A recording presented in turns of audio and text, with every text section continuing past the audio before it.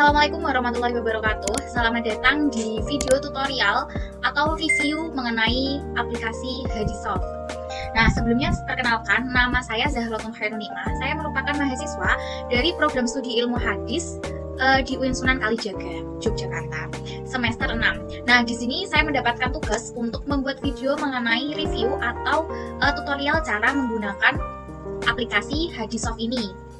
Nah, buat teman-teman nih yang belum tahu Hadissoft ini apa, nah, Hadissoft itu merupakan software pencari hadis yang menurut saya dia tuh sudah cukup lengkap untuk standar software yang sangat mudah digunakan seperti itu, dan dia itu juga dilengkapi dengan translate bahasa Indonesia. Nah, seperti ini teman-teman tampilannya. Nah, di Hadissoft ini memiliki icon-icon yang menurut saya cukup memudahkan sekali untuk difahami, serta di setiap icon ini dia sudah diberi keterangan di bawahnya. Kalau kita tunjuk seperti ini, dia udah ada keterangan-keterangannya. Oke teman-teman, kita mulai dari icon paling kiri dulu nih. Di icon paling kiri ini ada gambar buku. Nah, di sini udah ada keterangannya. Dia merupakan daftar kitab. Ini merupakan database dari kitab ini yang terdiri dari 14 kitab, yaitu Sahih Bukhari, Sahih Muslim, Sunan Tirmidzi, Sunan Abu Dawud, ada Sunan Nasa'i, Sunan Ibnu Majah, terus Musnad Ahmad, Sunan Darimi, Sunan Daruqutni, terus ada juga Muwatta Malik, Sunan Ibnu Huzaimah, Sahih Ibnu Hibban, terus Al-Mustadrak sama Musnad Syafi'i gitu. Jadi aplikasi ini terdiri dari 14 kitab ya. Nah, di sampingnya lagi ada icon gambar Yala nih. Nah, ini merupakan icon ini berisi tentang hadis berdasarkan kedudukannya nih teman-teman. Nah, bisa dilihat dia mulai dari ilmu hadis ini. Nah, di icon pertama ini ilmu hadis ini menerangkan ilmu hadis itu apa sih, dan ilmu hadis ini terdiri dari apa aja, jumlah riwayatnya itu apa aja, terus sanadnya itu apa aja, seperti itu. Ini lebih ke definisinya gitu. Jadi buat teman-teman nih yang benar-benar minim, belum begitu mengerti mengenai hadis, aplikasi ini cocok banget buat teman-teman yang butuh gitu ya penjelasan sanad itu apa. Nah, di aplikasi ini juga ada fitur yang bisa kalian baca untuk mengetahui mengenai hadis gitu. Terus di bagian kedua ini ada hadis dan Al-Quran. Ada hadis dan Al-Quran ini, nah maksudnya itu apa sih? Nah, maksudnya itu dari 14 kitab tersebut itu ada hadis yang mengambil cuplikan dari Al-Quran. Nah, di situ kita udah diberitahu nih di fitur ini ada berapa sih hadis yang ada ayat Al-Qurannya. Nah, ini udah ada jumlah hadisnya itu ada 3104. Itu terdiri dari kitab apa aja, dari ke-14 kitab itu udah ada jumlahnya teman-teman. Nah, fungsinya di hadis berdasarkan kedudukan itu kita bisa tahu nih kedudukan hadis ini itu ada berapa, kedudukannya berapa, seperti itu. Hadis qudsi, hadis mutawatir, marfu itu di dalam kitab itu ada berapa sih. Nah, fungsinya fitur ini tuh untuk mengetahui. Jadi kalian nggak usah ribet-ribet nih menghitung atau gimana, tinggal kalian klik aja fitur ini untuk mengetahui di dalam Sahih Bukhari itu hadis qudsi itu ada berapa sih, hadis Al-Quran itu ada berapa sih, mutawatir itu ada berapa sih. Nah, kalian tinggal klik aja fitur yang ini teman-teman. Ini sangat membantu sekali menurut saya, apalagi dia udah dilengkapi dengan berbahasa Indonesia seperti itu. Oke, kita lanjut ke icon selanjutnya nih. Icon selanjutnya ini ada hadis berdasarkan tema. Nah, hadis berdasarkan tema ini cocok banget nih buat teman-teman yang cari hadis tematik. Ini cocok buat teman-teman yang sedang mencari hadis setema. Nah, bisa banget teman-teman menggunakan fitur ini. Otomatis kalian bisa mengetahui nih hadis iman itu di dalam Sahih Bukhari itu ada berapa hadis. Nah, di sini tuh memudahkan kita sekali seperti itu. Nah, ini pembagiannya itu mulai dari iman, ilmu, umat terdahulu, perjalanan hidup, Al-Quran, akhlak dan adab, ibadah, sampai dengan jihad ya. Terus kita lanjut lagi ke fitur selanjutnya, berbentuk bintang ini, itu merupakan bookmark ya. Ini berfungsi untuk kalian kalau mau menyimpan hadis. Jadi kalian ada tugas nih, mencari beberapa hadis gitu. Nah, biar kalian mudah, kalian buat kalian simpanlah kayak gitu di sini. Kalian buat judulnya apa nih, terus nanti ini hadis ini bisa langsung tersimpan nih. Umpama ini kan permulaan wahyu ya, kita kasih judul wahyu. Nah, kita lanjut aja ke icon selanjutnya nih. Di icon selanjutnya ini ada hasil pencarian. Nah, maksudnya hasil pencarian itu seperti ini. Umpama kalian mau mencari hadis mengenai iman, tapi cuma di Sahih Bukhari gitu. Nah, ini kan semua buku ya, semua buku itu semua kitab tadi 14. Nah, kalau kalian cuma mau cari dari Sahih Bukhari, kalian yang ke-13 ini kalian ini jangan pilih gitu. Jadi nanti cuma Sahih Bukhari aja. Nah, ini fungsinya untuk itu. Kalau ini kan semua buku ya, semua kitab ya, fungsinya seperti itu. Oke, ini fitur yang sangat membantu sekali. Dari kelima fitur ini sangat membantu sekali menurut saya ya. Langsung kita lanjut ke fitur yang bagian tengah nih. Yang bagian tengah ini dari sini ada fitur pencarian hadis. Nah, kalian bisa langsung mencari hadis melalui kata kunci, melalui kata kunci berdasarkan kata kunci penggalan hadis, terus teks maupun voice. Nah, di aplikasi ini sangat membantu sekali buat teman-teman nih yang mendapatkan hadis melalui rekaman gitu. Nah, kalian bisa dengarkan lewat ini, lewat voice ini gitu. Ini memudahkan sekali. Terus buat teman-teman dapat hadis tulisan Arabnya gitu. Ini hadis apa sih gitu kan? Nah, kalian bisa langsung tulis aja di sini.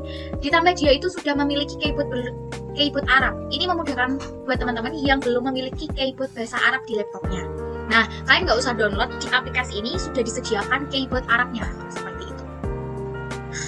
Oke. Oh ya, di sebelah ujung sini ada garis 3 ini itu ada mode pencariannya. Jadi kalian bisa pilih nih mode pencariannya mau satu kunci, multi kata kunci, reguler, atau hadis tertampil seperti itu. Pokoknya yang bagian ujung ini, jadi kalian ketika mau mencari itu mau mencarinya menggunakan satu kata kunci apa multi kata kunci nih gitu. Pokoknya terserah kalian gitu. Nah, di warna highlight ini fungsinya itu untuk, jadi kan kita tadi cari hadis bunyinya umpama bunyinya Sami tuh gitu ya. Nah, nanti akan muncul beberapa hadis. Nah, di highlight berwarna merah tuh yang kata Sami tuh-nya gitu. Kalau yang ini kan yang di highlight itu perawinya ya. Nanti kalau kita udah mencari itu otomatis akan muncul highlight yang berwarna merahnya juga gitu. Kalau ini kan aku belum cari ya teman-teman.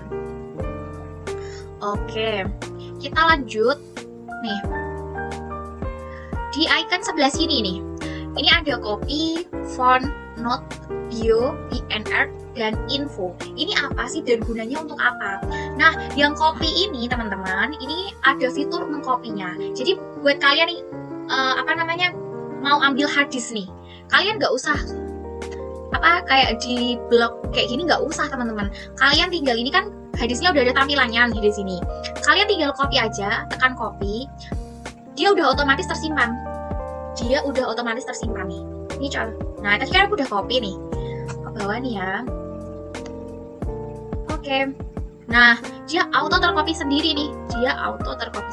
Seperti itu. Jadi kalian nggak usah khawatir. Nanti biasanya kan kalau kalian di blog kayak gitu kan pecah gitu ya tulisannya. Arabnya juga terbalik-balik. Nah, di sini tuh memudahkan sekali buat mengkopinya. Jadi kalian nggak usah ribet nih kalau mau mengcopy hadis dari aplikasi ini. Intinya seperti itu. Nah, font ini untuk merubah font tulisan di sini. Ini yang font Arabnya ya. Kalian umpama mau merubah Andalus nih, bisa, Arabik bisa. Oke, aku coba Arabik ya. Oke. Nah, dia auto berubah kan teman-teman.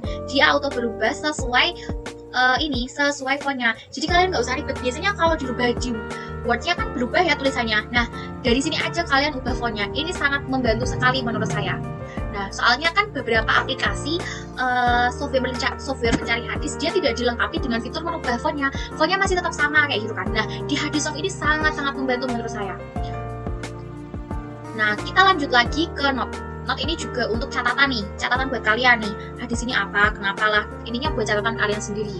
Terus bio nih.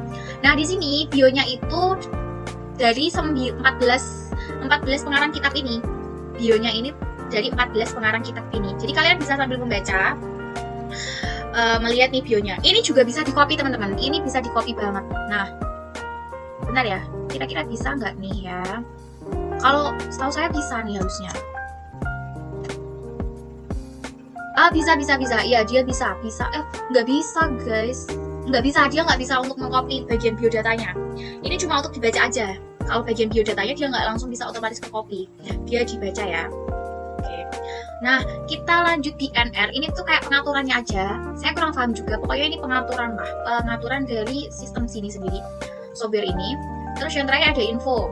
Info ini informasi dari pembuat software, kata pengantar dari pembuat softwarenya, definisi dalam ilmu mustalah hadis. Pokoknya pengantar lah. Ini pengantar dari aplikasi ini.